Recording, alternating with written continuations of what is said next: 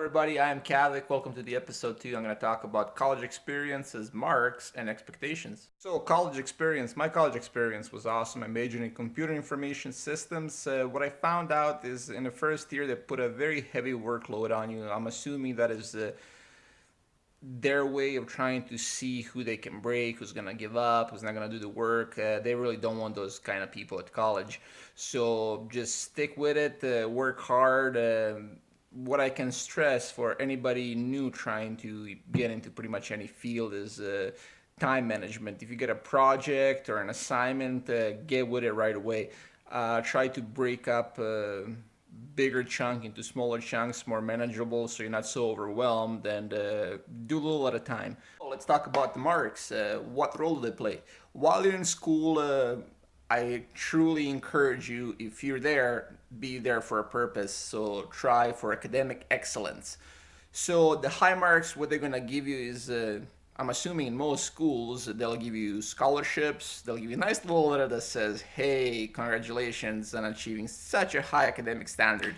But once you get into the field and you're looking for work, at least the places that I applied to, nobody really cared to ask or see my transcript. They just wanted to know that you got a diploma and that you're ready to work.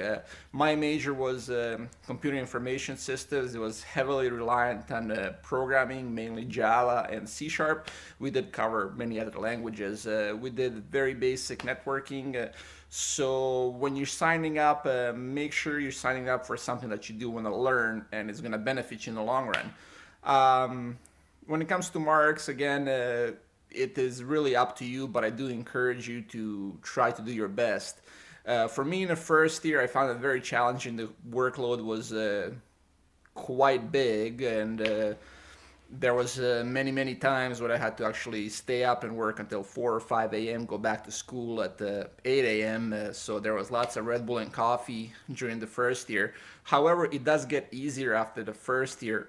What I did find out in my second year, I was usually in bed by 10 or 11, and I managed to finish all my work, achieve high marks, and everything was great.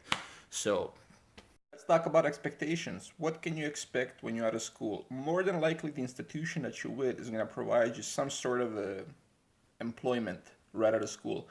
It's going to be along the lines of practicum, where you're going to go to work for about 6 weeks, most likely with no pay, but you're going to get a hands on experience where you're going to use the knowledge that you learned in school.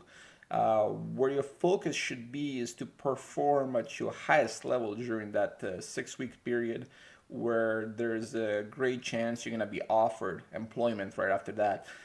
Depending on the quality of work you do and performance, most likely you're going to get some sort of a entry level position where you're either going to work under somebody or you're going to do very basic tasks.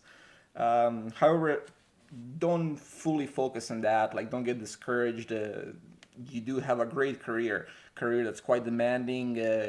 There is a great need for you to constantly be learning and not fall behind. So in the worst case scenario, let's say like you live in a smaller town with not much opportunity, what can you do?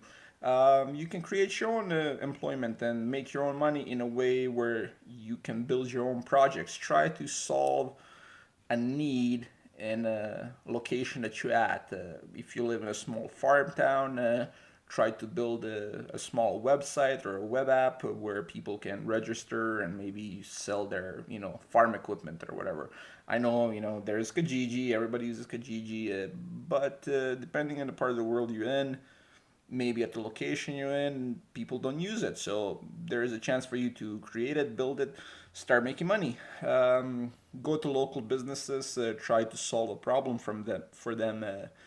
Most businesses in a smaller town, they do have that need for an IT person. However, you do have to maybe push the envelope a little further in order to get them on board. So good luck with that. I guess I'm gonna wrap up by saying you have a great career. I encourage everybody to learn at least the very basics of IT and development. You get a whole new view on the world, how things operate. You do really need to see things in a different way. So if you have kids, I encourage you to sign them up to some basic programming classes. There's there's probably something at the college or high school where you live. So do check that out. I'm gonna wrap this up by saying thanks for watching this episode 2. If you liked it, share it, like it. I'll appreciate it. If not, well, I'll keep trying. So see you soon.